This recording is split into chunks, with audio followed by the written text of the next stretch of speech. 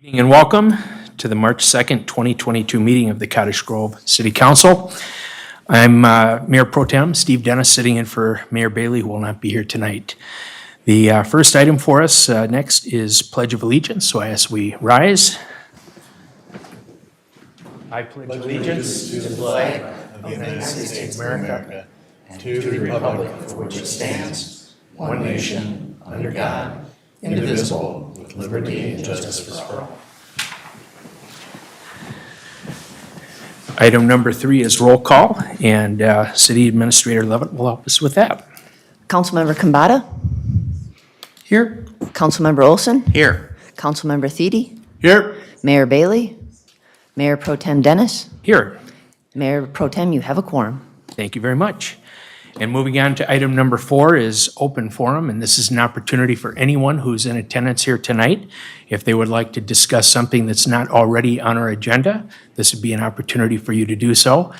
Please feel free to approach the podium and announce your name and address for the record.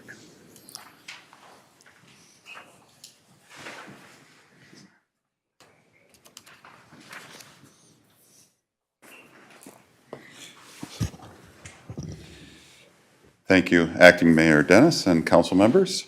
Wayne Johnson, 7862 62nd Street South, Cottage Grove, and also County Commissioner for Washington. Welcome, sir. So, thank you for this opportunity to be in front of you. I would like to also, as a resident of Cottage Grove, thank you for your leadership and the service you do to the community. And as a commissioner, I'd like to thank you for your partnership as we move forward and with all these projects that are going on. So as we know, working together, we'll get these projects done for the community. So I wanted to take an opportunity to talk a couple different items that are on my agenda today. One of them I wanted to touch on briefly, and that was the fact with redistricting. And so many people have heard about redistricting, and what that has done is changed a lot of legislative boundaries, but where it gets down to with the county, it has resulted in us having to redraw some lines coming up. That'll be done after the city redoes or lets us know what your precinct boundaries will be. And then that's by the end of the month, and then in April, we sit down and discuss the new commissioner boundaries. So the city that will be affected the most is Woodbury, because they had the most growth. So that means what's going to happen for Cottage Grove or District 4 is we're going to be moving north into Woodbury more, or west into Woodbury, because right now as it comes up by Jerry's and then I go left over by 61, we haven't discussed any, but that's a direction we can go, or farther north. And then so we just have to split up Woodbury a little bit. Same amount of commissioners, it's just a bigger territory, which thus means elections for anybody who has an area, if you're not organic, anybody that has a 5% change in their population of their district is automatically required to run for election. So we are available. I know county has reached out to also your staff if there's any questions or anything that, or any assistance that we can do going forward as this is figured out. So I just want to touch that, so I didn't forget about that. So never forget about that. I wanted then also to share some successes. Also an opportunity to thank you. We have a great partnership as we're working together. One of the things that a recent request came up, and I thought it was a great opportunity to come in and visit with you, was a question on some projects that have been going on down in this area, specifically Cottage Grove. And I thought, well, that's a great opportunity to come in and visit. And because one of the things I remembered is when I was up there for a period of time, I really didn't know how county government really worked and the partnership that came together between the city and the county. And one of the requests that came up recently is like, well, what has happened in Cottage Grove? What value has Cottage Grove received? Have we received the value for the money going in? And you hear that a lot at the federal level. You know, our state sends so much money in and stuff like that. We really don't do that at the county. At the county, and one of the best advice I received when I first got on there was former Commissioner Bingham, now current Senator, is that when you move from the city and you go up to the county, you start thinking bigger county. You're no longer just city-centric. What have we done here? What can we do here? But we talk about the county. When one community succeeds, we all succeed. So when a request comes in, and we were able to do it, the county, it took a while, but the Public Works was able to put together a list, and I can share that with you if I can approach the dais here. It took a while.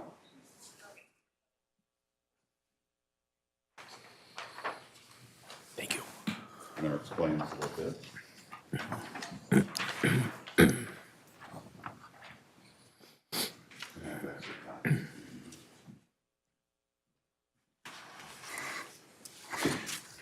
So they were able to put this list together. It did take a while. Why does that happen? Because at the county, again, we think big picture, we think all communities together.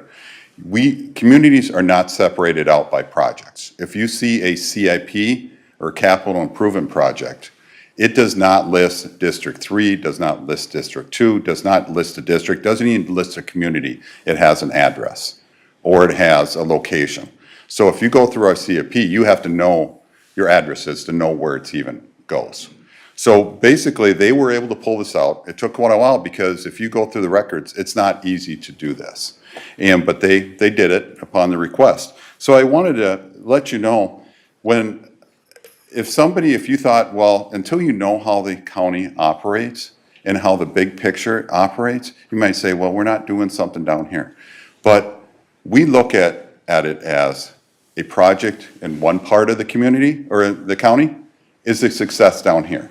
So in other words, the R&E Center is a great example.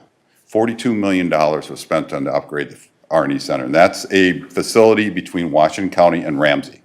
So basically, that is where all the garbage from Washington County and Ramsey goes there, and that's where it's recycled.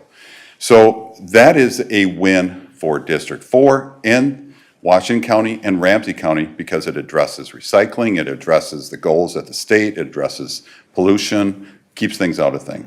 So that's the way we look at it. That has now benefited everything. Another example is, say, even it doesn't affect, it's not in Cottage Grove, but it's St. Croix Bluffs. There's a landing that is going to get a new land or a new boat ramp. Not in Cottage Grove, but it's going to benefit Cottage Grove and it's going to benefit the whole county because it's public safety and then also equity with access. So basically, that's the way I wanted to share with you that it's not, we look as everybody wins when a project is done. Now, some of the things I'd like to touch on, if I just have a little bit more time, is some of these things that are just coming up. And some of them are great timing that we've done this, but it's also lucky we did this. An example of we have the list there with the parks, the different Mississippi Dunes Conservation Area. That just came up, and that is, in fact, I was just in the paper today, an article that was talking about that. And that is a project that recently just came up. A request was made to the county. The county says, what can we do to help you? And that's a land and water legacy. I was just down at the Capitol. Unfortunately, that's running out of money because it's been so popular. But land and water benefits everybody. If we do something up north to protect our waterways, it protects the waterways down here. So this is an example of one of the things that if a call comes up there to the county, we're going to accept all calls. We are going to work with all communities. And we're going to sit down and work together. Just like we're working nonstop with the city of Cottage Grove. I think you were talking, Jennifer County or City Administrator is probably talking to our county administrator 2-3 times a week now. Public Works is working together. Engineering is working together. And that's basically how we operate. We wait for a community to say, we have a project we need help with. And we say, great, let's sit down, let's discuss, let's find the timing. Let's see how we can make this work. But as an example of how quick we know how to work up there now and move is an example of the Southwest Arterial, if you want to talk about North Point. We just had that study a year or two ago. I think that study has been going on. Can you imagine what it'd be like to try to get that done now if that never even started? How many community events that we've already done? How many outreach we've already done? So we already have the design idea, We've already have an idea on the cost down there. We have this opportunity. And so when Cottage Grove says we have an opportunity down here, we're ready and saying, great, we have the drawings. We just now, that wasn't even on our CIP until I received a phone call from Cottage Grove saying, we need to move forward. And I said, we got to get this on the CIP, because then once you get it on the capital improvements project, things can happen. And that's how it gets on there and then gets moved around. So that's an example of how we work together. A request is made. Now, one of the biggest things is we partner with the city. We don't ever say, we're going to put a road in and you have to partner with us, and the road's going to cost $3 million and now you have $1 million. We work with the city. We make sure that works for you and your citizens. Right now, how many developments are you having in Cottage Grove right now? So we are working to say, how do we make those road improvements, sometimes turn lanes, sometimes different areas to make it safe. So we have a list of all the different development coordinations that we're doing right now. Another example is, I had mentioned, I mentioned the Mississippi Dunes, Legacy and Waters. What an awesome opportunity for Cottage Grove to finally have an opportunity down in the Mississippi. Does anybody remember how long that's been a desire? Since the beginning of time? Now this opportunity is there to happen. How do we help? We have access to land and water legacy. You guys control the development. You came to us and said, this is what we'd like to have done. What money is there? We say, we're going to help you with that.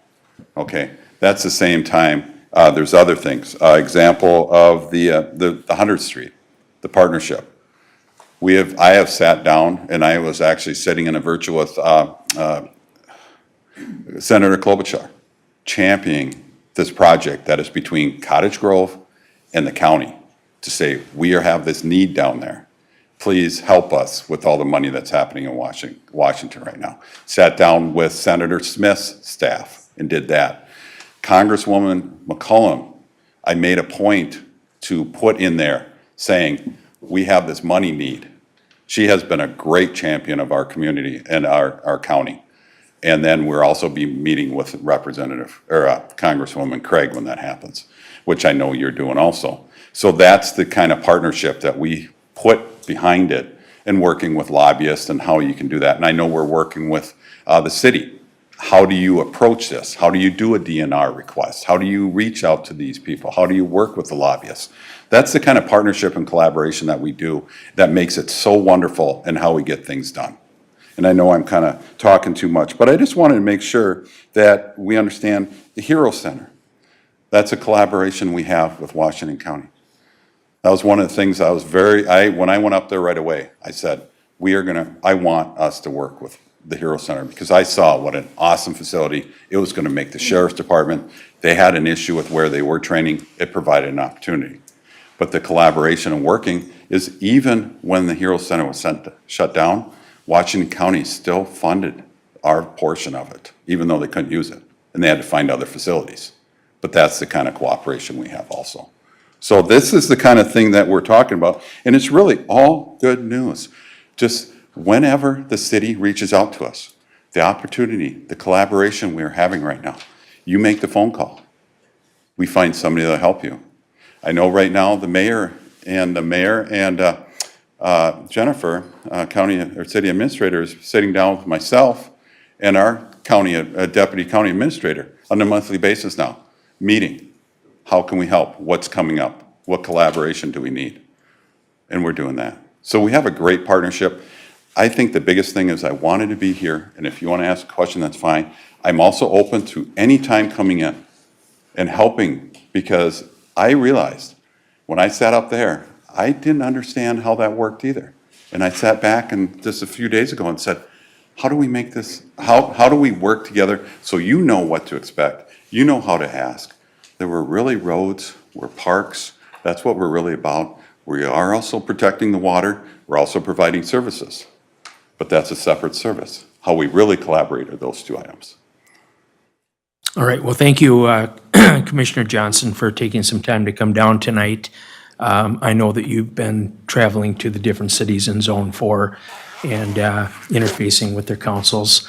So we do appreciate that. We appreciate your leadership, the leadership of the other county commissioners, because it does take a team of people, just like what we do here, to try to bring a good return.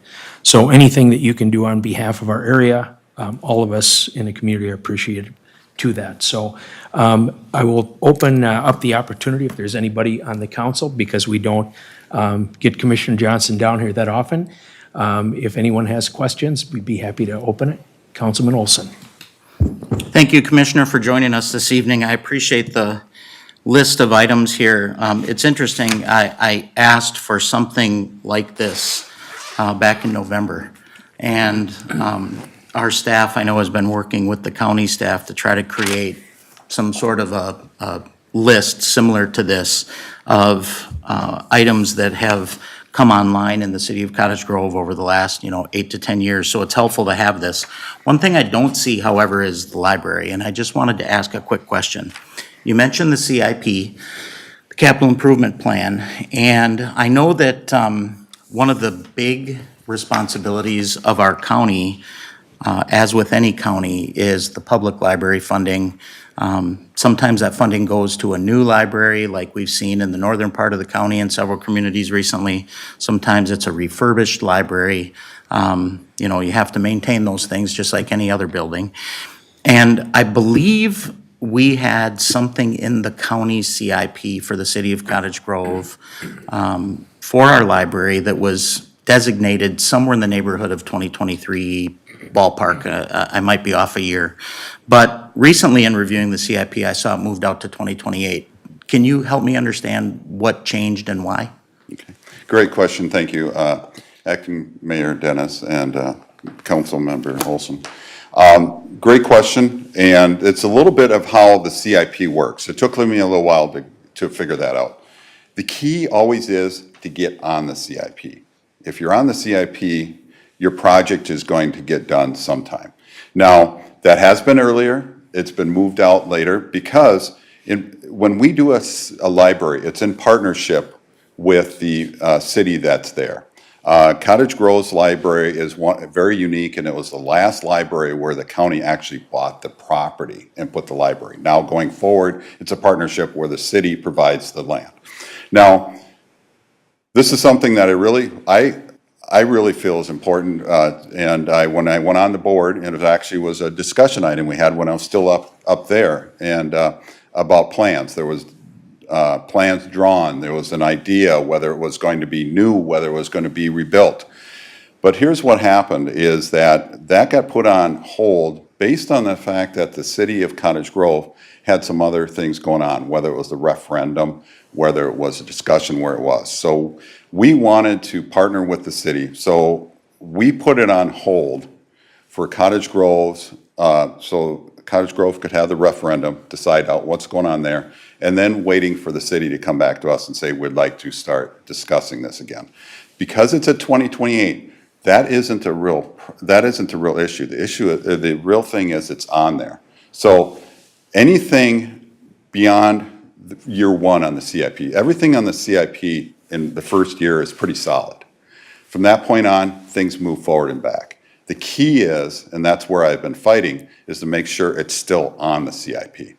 Whether it's for $500, whether it's for $1,000, that means it's on the mind of other commissioners and it's going to happen. So the minute, when Cottage Grove is ready and says, okay, we'd like to have more of a discussion, we can discuss, is it going to be a rebuild? In other words, is it going to be a refurbish and stay where it is? Is there a discussion on possibly somewhere else that's somewhere else in Cottage Grove that other commissioners and the library board and people can, and the community can say this still serves where it is? We're ready for that discussion. And it's just like everything else. We don't push the city to do anything. We're ready when you are. Hopefully that answers your question. No, very helpful, thank you. And I know that, of course, like anything else, regardless of what projects you put on your CIP, everybody's competing for the same dollars. So you have to make sure that you map out a CIP that not only makes sense for each community from a timing perspective, but clearly there's a funding element that goes into that too. So that's very helpful. Thank you. And that's very true. The first step is, the most important step is for Cottage Grove to reach out and say, you're ready, it's time for, you're ready, and it's where we want to start talking. And then we can start looking at where that money can start being planned. And also, what do we want to do? What is the best service of that? So, Okay. thank you. Thank you, Councilman Olson. Councilmember Kambata. So I've only been on this job for a few months. Feel like there's still a learning curve, as you say, when you, when I was on the planning commission, I thought I had learned a lot about development, and then I come up here and I see that there's a whole nother level. Again, you start to think bigger about things, relative to, before it was at a neighborhood level, now it's at a city level or at a county level. One thing that has been bothering me as a citizen for the last few years has been a lack of affordable housing. And in my research, I found that there are several things that, in terms of getting county and state dollars, there are several things that our city is behind on that would make us more attractive for those dollars, and one of them is public transit. Do you, with the increased investment in the new transit hub in Woodbury, do you see the county bringing any transit dollars down to the southern end here in conjunction with that? Are we going to try and build more routes now that there's another transit hub, or going to be another transit hub in Woodbury? Thank you. I have to say, Acting Mayor Dennis, Councilmember Kambata, thank you for the question. I'm assuming you are referencing the Gold Line Bus Rapid Transit. Yeah. Okay, and which is reached a major milestone with being able to submit to the federal government for funding going forward just yesterday, or the other day. And that's designed to set up for 2025. Now, part of the things, and we just had a discussion, I know Senator Bingham had set up a Zoom call with Met Council, and who is a big controller of transit in the Twin Cities. Now, one of the things that has been on going up and asking for bonding year after year is a test phase for what we call the Redrock Corridor there. And that is where funding that would be provided to see if there is a need for that bus route. Gold Line is really a starting point with that, because it's designed that route would go into one of the locations in Gold Line that then go into St. Paul. To answer your question, right now it's at the mercy of the Met Council, because we were told the Met Council is trying to figure out where the world of transit's going right now. We sat down and had a meeting, and I don't know if, no, okay. So with Senator Bingham, and Met Council said, I said, when do you see us getting back to 2019 routes? And they really didn't know. That's what they're trying to figure out. So they shut down so many stations throughout the Twin Cities because of lack of bus drivers, lack of riders. They don't know people staying home, people working from home. They are trying to figure out where they are going to be. So until they figure out whether they're even going to be able to, or interested in opening up the Newport Transit Station, or even the Forest Lake Transit Station. We just had a discussion with a workshop on this, is where does this sit? Washington County owns those two transit stations. Dakota County doesn't own any. So we're kind of unique in the fact that we own those transit stations. I wish I had an answer, but until Met Council comes back to us and says, we're willing to provide you buses, we can set up a route, we can do everything we want, we can fund whatever, until Met Council steps up and says, we're ready to have a bus route because we have drivers and we have capacity. That's where it is. So they said they're going to start studying it. We're waiting for that study. I would say it will be after the Gold Line is set up, before there's any discussion of bringing anything further down with that Redrock. Again, the county can only do so much. We're ready to help. We stepped up with the Gold Line along with Ramsey County because we wanted to get that done. But they still have to provide the buses. They still have to provide the bus drivers. So that's where it is. We're open to discussion. We're open to hopefully happen. I know how important it is for some of the manufacturers and some of the warehouse areas to get people down here. But until Met Council provides us with buses, we're limited, and we're still waiting to hear from them. Hopefully that answers the question. Do you know a timeline for some sort of direction to be given by Met Council? The last meeting we had is they said they were going to start having their own study done to see. Again, they didn't see us getting close to back to 2019 at least 3 years before they're going to start getting back to that. And that was their best guess. So if the transit hub in Newport were to close, would that be a temporary or permanent alteration to scheduling? Is that strictly driven by a lack of buses and drivers, or if it closes, then do we have to try and go back to Met Council and claw back those routes? Well, just to be clear, it is closed now. And the building is closed. The only thing it's being used for is for library lockers right now, for people to use. So the decision to open that, so right now it's there.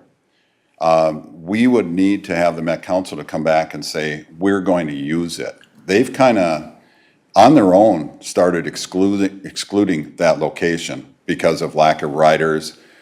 Lack of riders was a big thing of it. So they could come back with drivers, but until the riders start showing up, that's what's going to convince them to open it up. Because they could, they could bypass it. That was originally set up for, originally was built that, from I'm being told, was for more development that going on around Newport. Maybe it won't. That all is depending upon workforce housing, which you're in real estate, so you know that goes with credits, and that's always kind of when that can happen.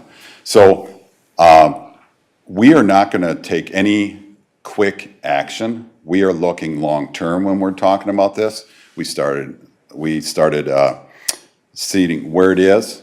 That only had, in its peak, 25 cars showing up there. Forest Lake had about 125. Both of that is about 25% of the capacity. So it was never a big driver of people going there. The Cottage Grove was very busy, I know. There's another one that's farther up that's also there too. So there's going to be a bigger discussion. Why isn't it getting riders? What's it going to take to get riders? What's more happening? Will Met Council cooperate and put a bus there? I know that's what's driven Senator Bingham into many discussions with Met Council, because they don't even go there for the state fair anymore. And that's always been an issue. So it's really what they decide, So. Well, thanks, that was very informative. So, sorry, not a perfect answer, but when you have other bigger entities in charge, we just kind of try to work with everybody. Well, if you can get more routes in Cottage Grove, that would be very helpful for helping us score some points on that workforce housing. So, wonderful. So, All right, well, thank you for that question, Councilmember Kambata. I'm not seeing any other questions from the panel. Commissioner Johnson, we thank you again for taking some time to come down here and to address and share a report on some of the progress. And thank you for that. I live here. I'm very proud of the community I live in.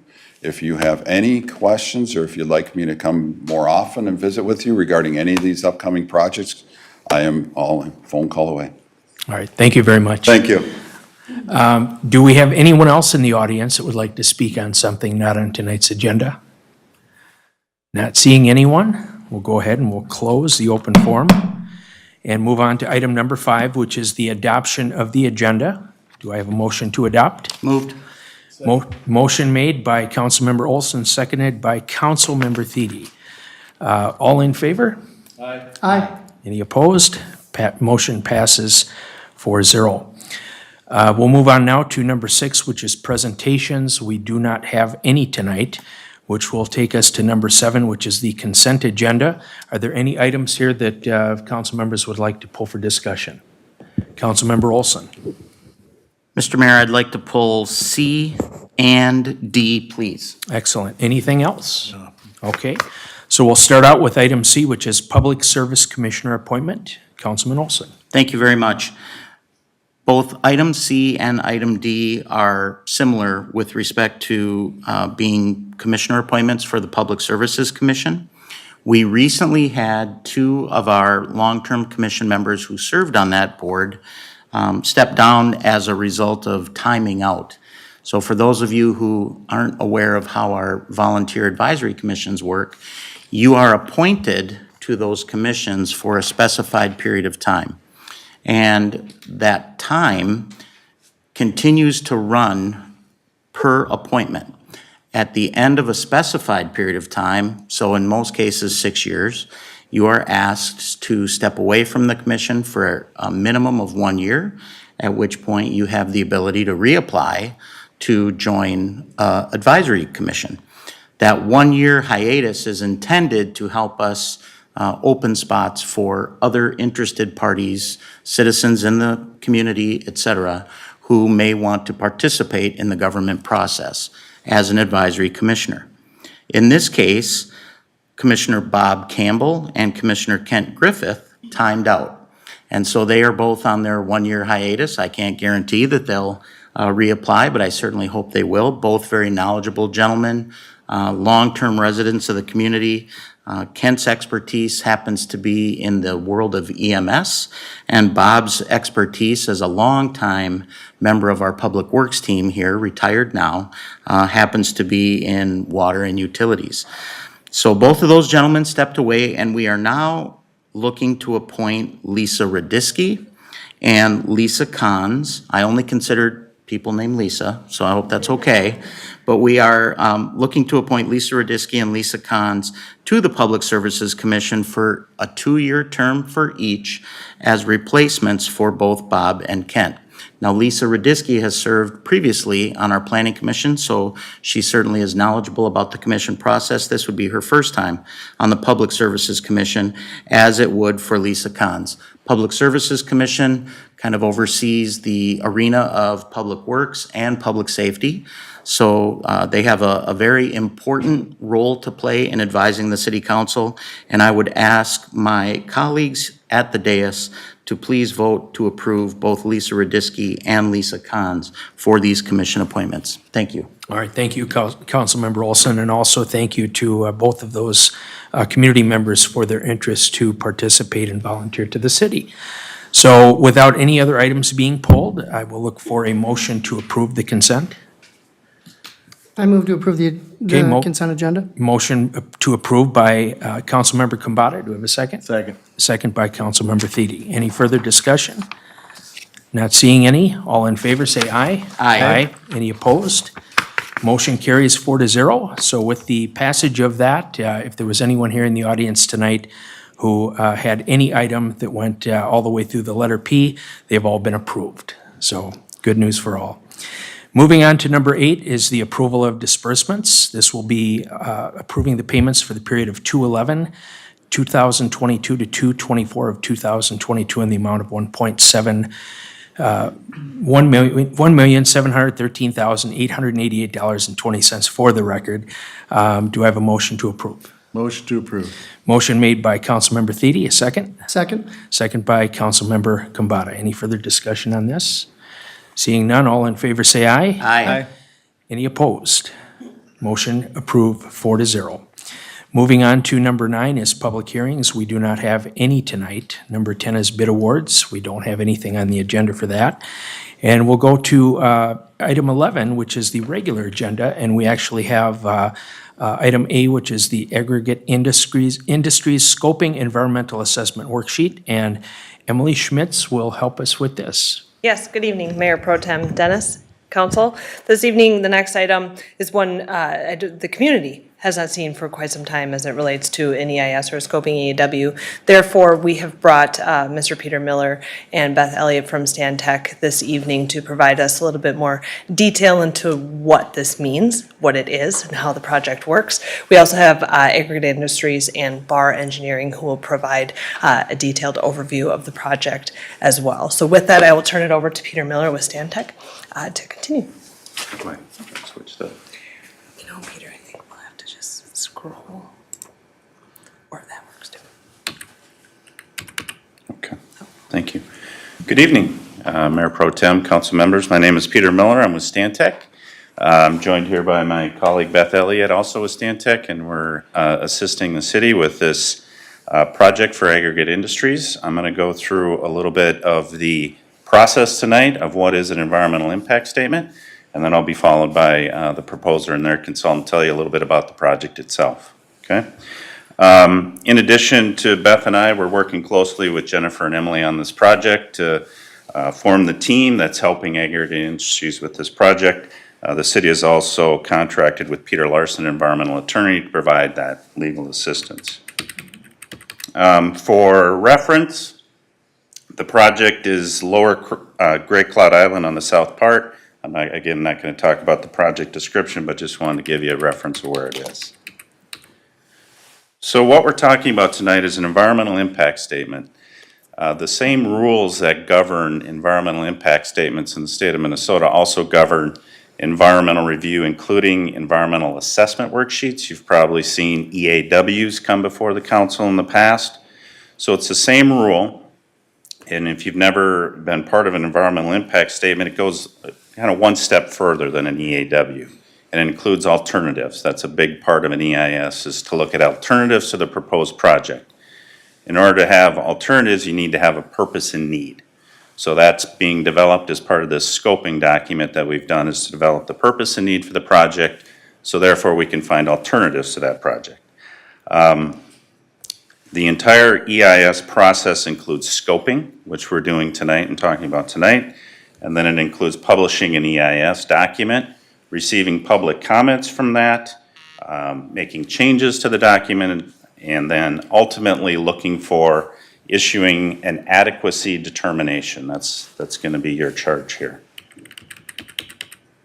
So why an EIS? So under Minnesota Rules 4410, there's mandatory requirements for projects that are mandatory for either an EAW or an EIS. In this case, the scope and magnitude of this project is such that it is a mandatory requirement for an EIS. And as such, the rules, Minnesota rules, state that for this type of project, non-metallic aggregate mining, the local government is the responsible government unit, namely Cottage Grove. So what are your responsibilities as the RGU? You're responsible to work with the proposal to get through this process, prepare the documents, hold the public hearings, receive comments, publish those documents back out to the public, and ultimately you're going to determine if environmental effects were adequately addressed and analyzed. As part of that, the city, us and staff have formed a technical advisory committee, and I'll talk about that in a bit, to help facilitate the process. And then included in this, the city council recently approved an income agreement. So all of our time, the staff time, through rule, is paid for by the proposer. Ultimately, after the adequacy determination for environmental review is complete, the city will make a decision on approving a mining permit. Aggregate Industries currently has a mining permit through the city, and they've had it for several years. This would be an addition and an extension to that mining permit. So, a lot on this slide, but it's intended to show you what we're going to do and go through this process. Tonight, we're on step one. We're in scoping. What that does is we create what's called a scoping EAW. So it's the same EAW, but it's intended to look at what needs to be studied further in the EIS. So it's kind of step one, if you will. It'll talk about the project, it'll talk about potential environmental effects, but ultimately we issue a second document called the scoping decision document. where we look at things that need to be studied further. We look at what alternatives need to be studied further, and we also develop a very succinct purpose and need. So that's what we're here for tonight, is to get the resolution to publish those documents in the, with the Environmental Quality Board. Ultimately, once we get through scoping, we get into the meat of the EIS. We create a draft EIS document that goes through public comment period as well. We take those comments, ultimately issue a final EIS. I mentioned the technical advisory committee that was formed. The membership of this, as you can see here, includes state agencies, counties, the watershed district, federal agencies, as well as other interested parties. We've held one meeting so far. We're holding them monthly. And the first meeting we had roughly 24 attendees, so there was a lot of interest. They're representing their agencies, but they're not there to have support or be an opponent to the project. They're just there to help the process and inform what they think needs to be analyzed and in what detail.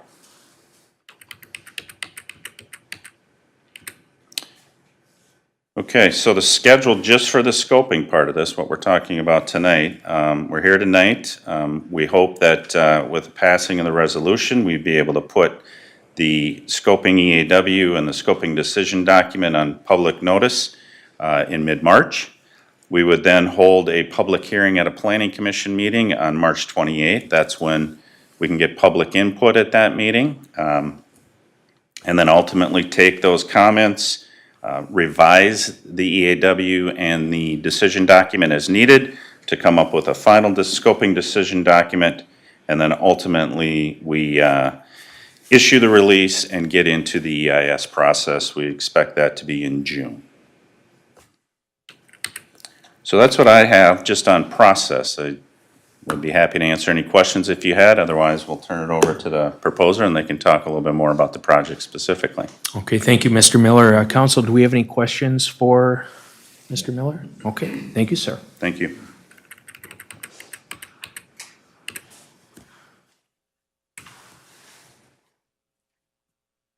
Just use the arrow button down. This one here? Yep. Okay, perfect. Well, thank you. Good evening. My name's Shanna Brown, and I'm with Barr Engineering Company.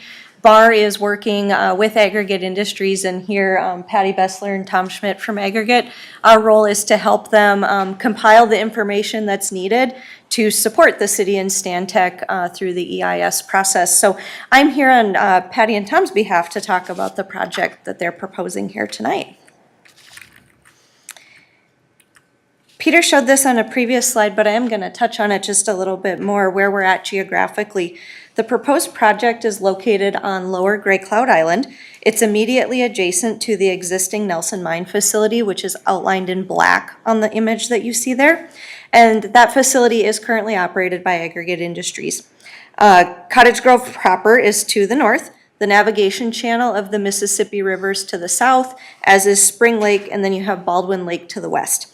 The specific area that's being targeted by the proposed project is outlined in red, and that red area is what we're going to focus on.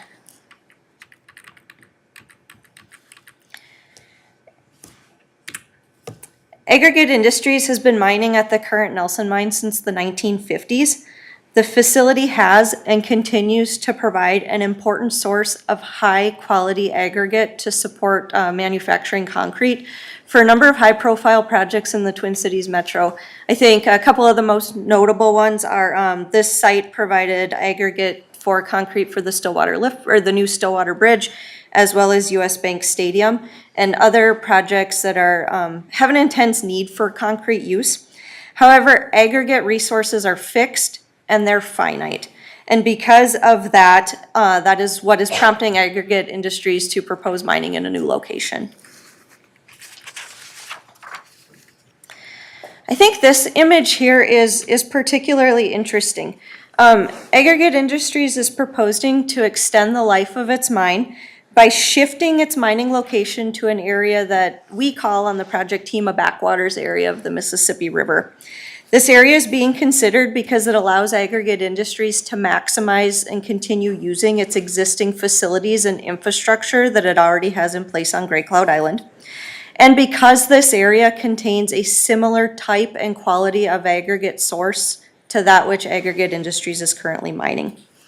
And when I said I think that this picture is interesting, what I think is interesting is whenever I look at the comparison, this is an aerial imagery from the late 1920s before Lock and Dam 2 was built. And when I look at this and I look at that red project area overlaid, my eyes trick me and it always seems like it's in the wrong spot. And that's because before that Lock and Dam was built in 1930, this area was upland. As a result of the construction of Lock and Dam number 2, this area became flooded. It's now known as Pool 2 of the Mississippi River. So this red polygon now that is in Pool 2, that's our area of interest, or backwaters area to Pool 2, it's our area of interest, and it's about 395 acres in size. So our study area for this analysis, you could roughly round it to 400 if that's easier. So the project that we're discussing that's being proposed by aggregate industries is to move the mined area that supports the Nelson Mine facility onto a privately owned piece of land in the backwaters area of the Mississippi River.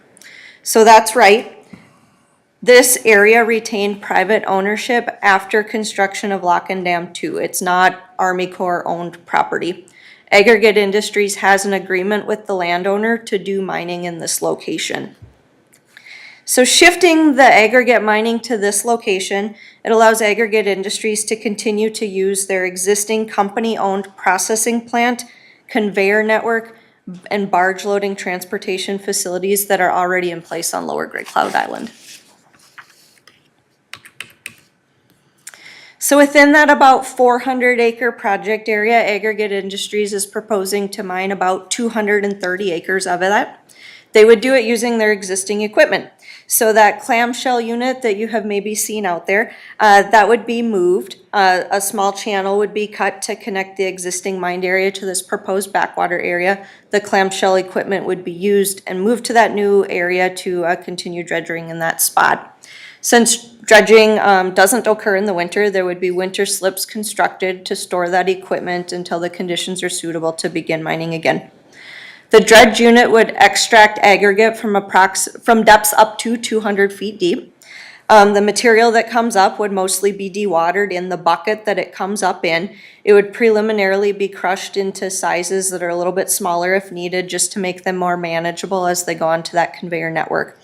They would be put onto, let me see here. I'll go to this one. The dewatered aggregate would first go onto a floating conveyor unit, so that's how it would get, from the water up to the mainland, and then it would travel on an upland conveyor unit back to the processing facility where, it would then be further crushed and prepared for distribution, mostly by barge, but some would still be transported by truck. Once it gets to the facility, just like what happens now, it would be crushed for size, washed, screened, and then transported to market. There would be sand that's a byproduct of this. The sand would be stockpiled and saved for use in reclamation following the different mining phases. So this project as proposed, and it depends on a few variables. It depends on the quality of the aggregate, and the layers that it's in once you start acquiring it. It depends on what economics are doing, rate of mining, things like that.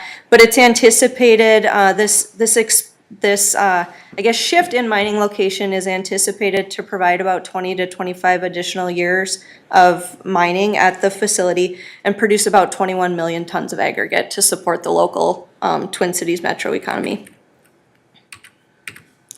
Project would be built in phases. It would be a big undertaking to do all at once. So it would begin with moving that dredge unit out to this backwaters area. The conveyor network would need to be set up. And there would also be a couple of barrier dikes that would be constructed for the project. And those would kind of cap off the Army Corps of Engineers constructed islands that are out there to protect this backwaters area during mining. So it would protect from higher flows of the river, higher velocities, from ice, from things like that while mining's taking place. The mining's proposed to occur from west to east.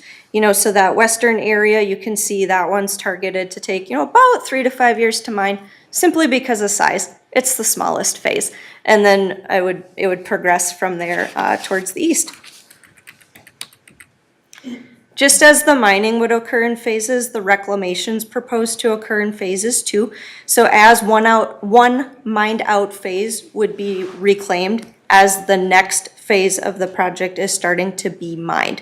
And this is where that excess sand that's a byproduct of harvesting this aggregate, the sand would be used to, come in, backfill, recontour to the extent possible.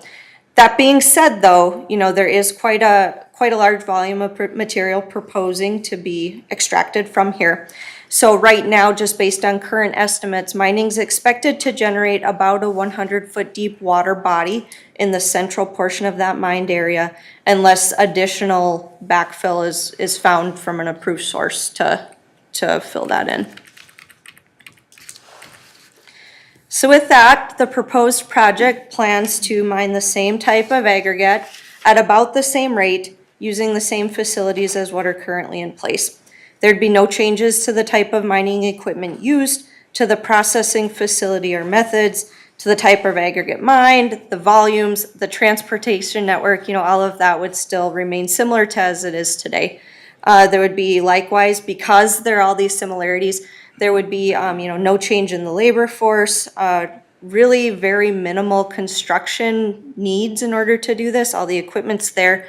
Very limited changes in operations or in greenhouse gas or traffic emissions. So really the thing that would change as a result of this proposed project is the location from which the aggregate's being sourced.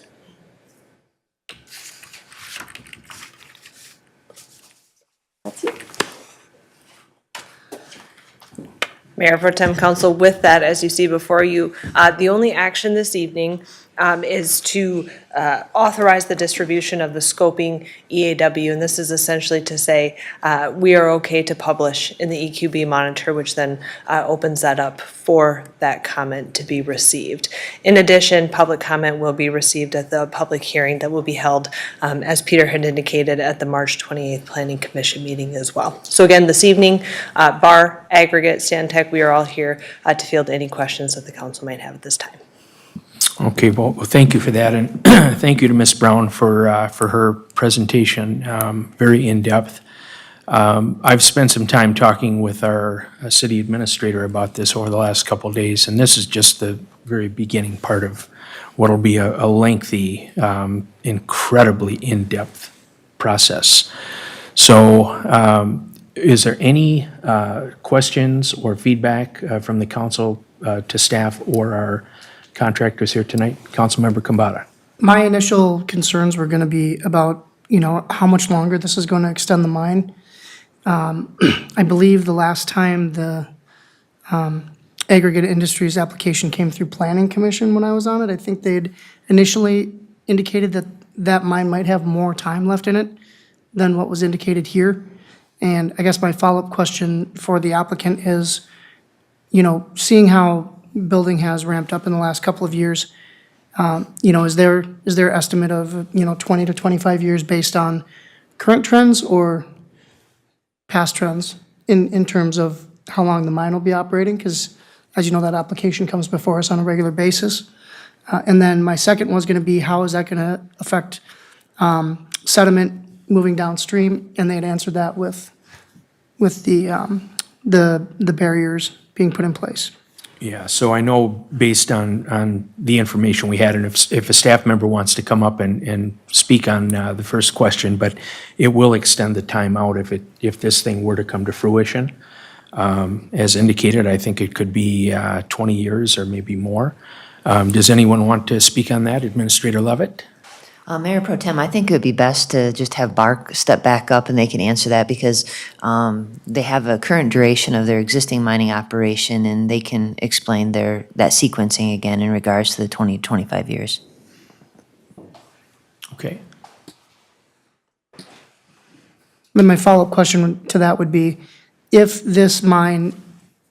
demand causes this mine to run out sooner than that, is there a third phase planned, or is this the last phase of the mine? All right. Sir, welcome. My name is Tom Schmidt. I'm the General Manager of the Aggregate Division of Aggregate Industries. Mr. Mayor and council members, thanks for taking the time to hear this tonight. To answer your question, geology is not an exact science. We've got some drill logs out there. We've got a general idea of what's there. That varies as you go through the deposit. And then also market demands vary as well, depending on what things go up and down. It's based on current trends right now, that 20 to 25 years. That would be the final piece of the Gray Cloud Island mining right there. So when that reserve is gone, we would be done in that area. Does that answer that question? That does, thank you very much. Thank you. Any other questions from council? Councilmember Olson? This may not be the right time to ask this question, so if it's not, and you want me to hold it until later, just tell me that, okay? Every time we work with aggregate, we go through a pretty robust process. This is actually not my first environmental impact study either. So having been through this in the past, I can concur with what we were told, which is this will be extremely in-depth. One thing that I know our residents will be keenly interested to hear about is whether or not this change in location will have any impact on truck traffic as it proceeds through the city of Cottage Grove. We've had several instances where we've worked with our friends at Aggregate, and truck traffic has been a concern. It's been brought up, and we had some roadways that failed us a little sooner than we expected because of the weight and so on and so forth. So I'm just curious if that's a now dialogue or a later dialogue. Mayor Pro Tem and Council, I think Aggregate could probably speak to the percentage that they ship via truck versus what they ship via barge, because I think they can indicate how they see that trend continuing and where their demand is in regards to the product. Can they? If they can't, it's okay. We can talk about it another time.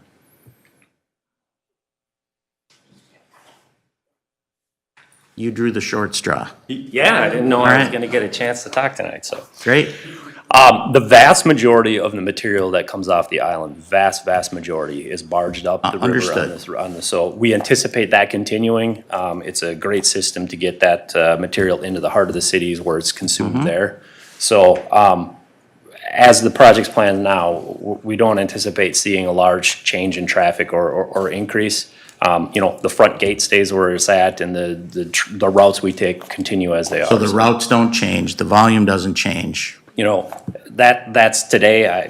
20 years down the road when things are changing, we'll have to revisit, and that's through the permit renewal process and things. But that is the plan as right now. Perfect, thank you so much, that answers my question. Tom, you might just stay there because there might be another question. I need my exercise. Councilmember Thiede? Yeah, I guess, I've been involved in commissions and everything for pretty close to 20 years now, and it seems like every time this comes up, it's another 20 to 25 years. I mean, we've got things that we're growing pretty significantly. Long time ago, there were plans on what to do with Gray Cloud Island and how nice place it is, and getting access. And we're told that Cottage Grove has some of the most shoreline, so to the Mississippi River, but most of the accessible shoreline is on Gray Cloud Island, and so I don't know. That probably doesn't apply to this in terms of how long we want to see aggregate mining out there, such that we could take advantage of that land. But I thought I'd mention it, but that's another time for that discussion. Okay. Thank you. Thank you, Councilmember Thiede. Okay, if there's not anything else, then Tom, you might be off the hook here. So, I'll give him, Mr. Kambata I'll give has him another one round. more. Okay. We won't let him go. If 5 years is your estimated, the remainder of time that you're going to be at the current mining location, what does that do to your timeline for reclamation of that parcel? Would that reclamation and kind of returning that to its previous state. I know that in previous planning commission meetings, there was talk about replanting native species, doing an oak grove, something of that nature. How does your implementation of that phase of the parcel coincide with phasing out actual mining activity there? So we are undergoing restoration activities all the time as we mine. We shape the land and we put things back. We are doing small projects every year and have been for many years on prairie plantings and oak grove restoration and things like that. Aggregate Industries is the mining company, but the property is owned by another entity. And so we've got to work with them on what their final end use of the property is and how that all shapes up. So a little of that is the give and take with us and them, and I think others have to say in that as well. So I don't know if that answers that question or. So it really did. So as you're phasing out certain parts of the parcel, that's when the restoration process is starting to occur. It's not everything is, barren, and then when you're done, then you replant the whole thing. It's happening in phases as you're going. That is kind of what I wanted to know. I appreciate that. Okay, so to just kind of sum up what I'm hearing is that, again, from my discussion with City Administrator Levitt, is that, a property owner has the legal right to make an application, which they're doing, and to go through this process, and it will be a very lengthy process, and I think all parties understand that there is no guarantee that you would even get that authorization from the higher levels, from the state, Army Corps of Engineers, and other groups. I guess what I'm hearing is that, we're concerned on behalf of our community, to get the best possible outcome for the people here. And I think that's a fair statement to make. And this has been going on a long time, since 1950. And, there are plans, and you guys might be aware of the fact that, there's potentially some growth that's going to be happening down there with new housing developments and parks and things like that. And I know that the county has some interest in seeing a park down there. So at some point, it'd be nice to see this thing, come to completion. But again, for our part here, we are being asked to adopt this resolution, which is a legal aspect of their right to seek this permission and opportunity. So unless there's any statement that anyone else wants to make, I would look for a motion based upon our staff's recommendation to adopt. Mr. Mayor, I'll move that we adopt Resolution 2022-034, authorizing distribution of the Aggregate Industries Draft Scoping Environmental Assessment Worksheet and Draft Scoping Decision Document. Okay, thank you. Thank you. Motion made by Councilmember Olson, seconded by Councilmember Thede. Any further discussion? Okay, not seeing any. All in favor, say aye. Aye. Aye. Any opposed? Motion carries 4-0. Thank you. Thank you very much. Appreciate your time. Number 12, moving along, is council comments and requests. And I think what we'll do tonight is we'll start down here with Councilmember Thede, and then we'll kind of work our way over. Yeah. Geez, and I don't even know if I've got anything. Let's see. Well, we've got down at, as you can see, we were at River Oaks. We got the kind of a presentation on the financials and the 5-year plan and so forth, and they've got fantastic things going down at River Oaks. And starting Friday night is the annual fish fry starting down there, so it's a great place to go, and I know that for a fact. So you can check that out. You do need reservations. They still are taking reservations and so forth. So if you go on to the website or to River Oaks website and so forth, you can find that information and make reservations. And I'm just going to also go ahead and plug the Strawberry Fest. I've been involved in that for about 15 years now, and we're going to actually be back in the saddle here this year, and going to have the festival again, unless something terrible happens again. But So we definitely need, can always use help on a committee and so forth. And our next meeting will be 6 PM, the 7th, and that's next Monday night. And it'll be at, actually in the Carboni's back room at 6 PM. So if you want to have fun and come down and help out, by all means, please do. So. Excellent. Thank you, Councilmember Thiede. Councilmember Olson. Thank you. I have a couple of items tonight. I'm very excited about fish fry. I've got my 5:30 reservation for my wife and I to go on Friday. I made it 2 weeks ago, so I could guarantee a spot. It's going to be great. I would encourage anybody who's looking for a wonderful Friday fish fry to check out River Oaks. I also wanted to mention that at our next meeting, which will be the 16th of March, I will be presenting a check to our Public Safety Board to help fund the Woolery Scholarship Fund. And I wanted to just take a moment to explain what that is. Those of you who have paid attention over the last 25, 30 years know that a few years back, our Public Safety Director, Craig Willery, retired, and we now have Public Safety Director Pete Kerner in place. Pete and Craig worked for a very long time together, and they are both excellent leaders in their own right. Craig, it so happens, was a captain on the Cottage Grove Police Department when I was a Public Safety, Health, and Welfare Commissioner, so he was our staff liaison to that commission, and I really got to know Craig in that role. And then further, when being elected to the council for the first time in 2008, had an opportunity to work directly with Craig. I cannot speak highly enough of his character, of his ability, and of his leadership. So when Craig retired, my wife and I wanted to do something in his honor that would help feed the public safety department here in the city of Cottage Grove or other public safety departments throughout the state with wonderful young people who want to get involved in public safety. And that could be law enforcement, that could be fire department, that could be EMS as either a medic or just as a EMS first responder. So we decided to put the Craig Woolery Scholarship together.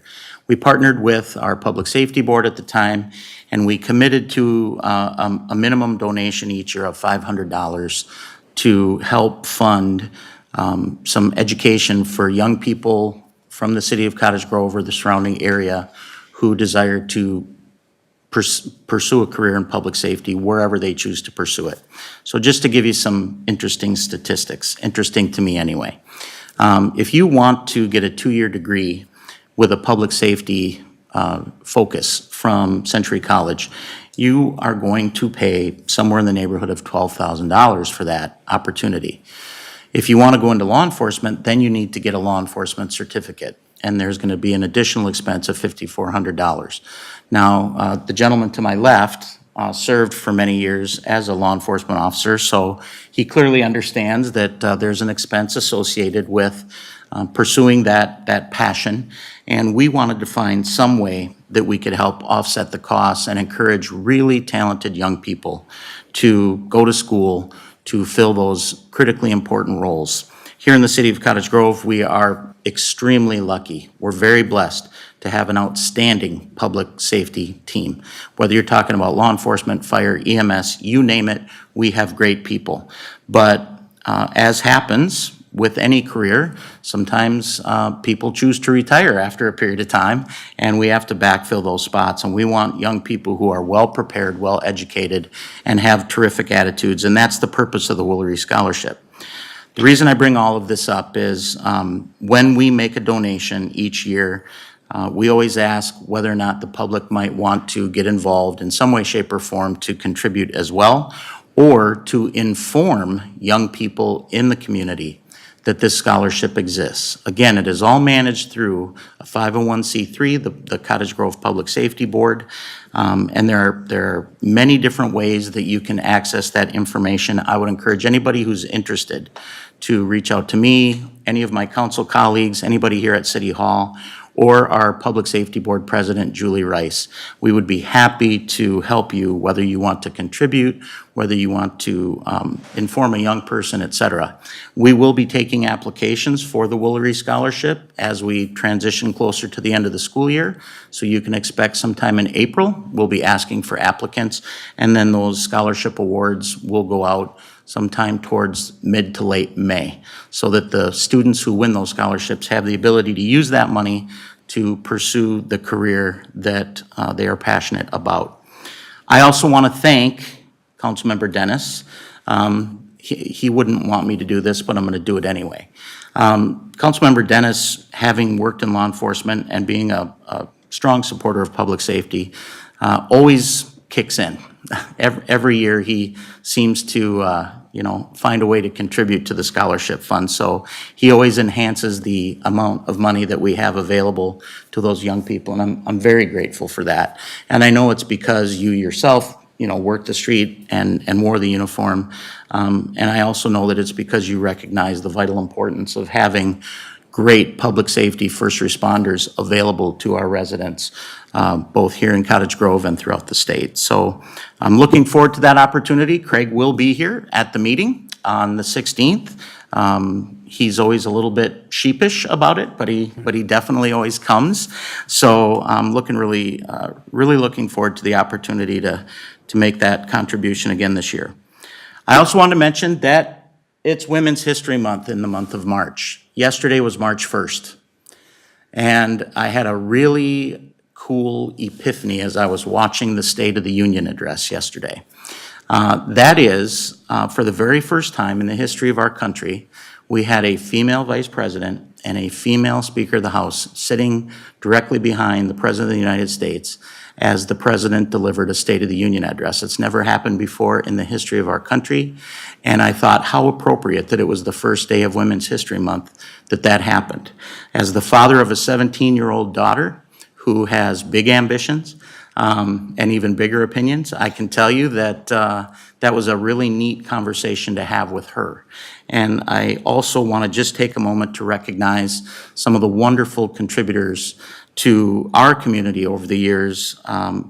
These are women who work very hard on our behalf at the state capitol, and those include former Senator Sharon Marco, former Senator Katie Sieben, current Senator Carla Bigham, also former Mayor Sandy Shealy, who was mayor for a very long time, and all of the other powerful, talented, focused, hardworking women who help our city operate at such a high level every single day. And one of those women happens to be a newbie. So Gretchen, are you here? I am. Why don't you come on up? I wanted to allow Gretchen this opportunity to talk to us a little bit about her background and experience. So Gretchen Larson is our new Economic Development Director. I mentioned her at the last meeting, but I didn't want to put too much pressure on her because it was her first day and I didn't want her to quit. She's been here a couple weeks now. I think we've locked her down. So I wanted to give Gretchen an opportunity to just tell us a little bit about herself, how she finds herself here in the city of Cottage Grove. And again, thank you for being part of this wonderful team. Well, thank you. Well, the good thing about going almost last is everyone wants you to hurry up. So my short blurb got shorter and shorter as I sat back there. So good evening, council. I'm grateful for the opportunity to be here and to talk a little bit about myself. For those of you who don't know me, or you will get to know me, I come here from Houston, Texas. I most recently was a partner in a management consulting firm doing economic development service to governmental entities. Prior to that, I spent 18 years in local government service, serving several cities in the Texas area. I was an economic development director, a city secretary, and an assistant city manager, amongst several other positions. It's been a whirlwind of 10 days. See, I started on a Wednesday in the council chambers, and I'm ending right now. I'm not quitting though. I'm ending this 10 days here in the council chambers. I want to share that the city administrator and the staff has been fantastic in helping me settle in to the new position. I'm very excited about it. I know you'll want to know some of the things that I've been doing. To date, I've reviewed the comprehensive plan. I'm not quite through the entire thing, but almost. but at least the economic development portion of it. The AUAR, the business plan, business park plans and projects. I've read the tax incentives, the BR&E policies. I've toured the city with the city administrator and your department heads. And I've met with a myriad of consultants who help the city do special economic development projects. And it's been very interesting to meet them. I'm very impressed with all of your consultants. You've got some good people on the team, and Lord knows we would need them. A couple of projects that I'm just starting with near term with the city administrator, assisting with all things 100th Street improvements, the shops at Cottage View, meeting with all of the folks in the business park and getting meetings going again, monthly meetings hopefully. Also meeting with Cottage Grove businesses. I'm working to develop a network of commercial real estate brokers, investors, and developers. Oh, you're not tired yet, are you? No, keep going. Working with the communications team to update all of the economic development sections of the website. And we're also planning for the upcoming April Spring Showcase. And in May, we're working on the East Metro Economic Development Summit with Washington County CDA and other cities. And we're also working on the plans for the annual ICSC Dealmakers Conference. In closing, since I crossed out that last paragraph, second to the last paragraph, I just want to say that I am extremely impressed by the vision of the council, of the city staff, the city administrator, the citizen volunteers, and the citizens. It's been a very interesting 10 days. I've learned a lot. I've learned everybody is very passionate, and that's a good thing. It's better than being bored and not interested. My promise to you as your economic development director is that I'll always do my very best to meet or exceed the expectations and help you with your vision of progressive and responsible growth in the city. And I am thrilled to be a part of the Cottage Grove community, and I thank you for the opportunity very much. Well, thank you. We're just thrilled to have you here, and it sounds like you haven't really gotten into it yet. Maybe you need to step it up, have another cup of coffee, something like that? Yeah. Yeah. No, And the staff is funny. They keep saying, well, you're coming to another meeting? And I'm like, Yes. yes, I Yeah. have to know. No, you're doing well, and I'm certainly very grateful that you took the time to talk to us a little bit tonight. Welcome you to the team, and wish you all the best. And if there's anything any of us can do to be of service, let us know. Oh, thank you so much. And if I seem a little nervous, it's because my husband is watching. Oh, well, wonderful. He's watched the Hello. entire meeting. Okay, thanks. And he says, it's Mr. Olson again. I said, it's council member. He says, yeah, sorry, I know. Mr. Olson's my dad, but thank you. See? Yeah. There you go. Appreciate it. Hi, honey. Thank you very much. All right, thank you, Councilman Olson. Mr. Kambata. I mean, how do I follow that? I'll keep mine short. You know, as a council, we've had the opportunity to review several applications for our volunteer commissions over the last weeks. And I just have to say I'm impressed. I had the opportunity to interview several of those individuals today. And it's really nice to see the community getting engaged. With that, I will say there are still open opportunities for volunteers. So please, if you're interested, best way to satisfy that interest is to get involved. So to anyone out there who has interest or feels passionate about the city, we'd love for you to go online and fill out an application. And that'll come up, we'll get a chance to look at it and hopefully give you an opportunity to participate. Thank you, Mr. Kambata. Okay, so it finally comes to me. And I'm going to keep mine very short, but I do want to make note and recognize we have a couple of our staff members who are in this room tonight. Mr. Ryan Burfind, who serves as our Public Works Director and City Engineer, and our City Administrator, Jennifer Levitt. And I believe it was last Friday night that the two of you attended the annual conference for SEAM. And we had a recognition for a project that we worked on. And Jennifer, if you'd be so kind, if you could take a moment to just share what we were recognized for. Yes, Mayor and members of the council, the city of Cottage Grove, along with Stantec, were recognized at ACEC last Friday night for an honor award for our Ravine Parkway. Obviously, our Stantec partners provided us a great design to be recognized by their peers as we think about the pedestrian elements of the bridge, the unique landscaping feature, and really the feel that we wanted to create a unique experience on the parkway. And so our design and efforts there were recognized. And so I thought it was just a great tribute to an amazing team.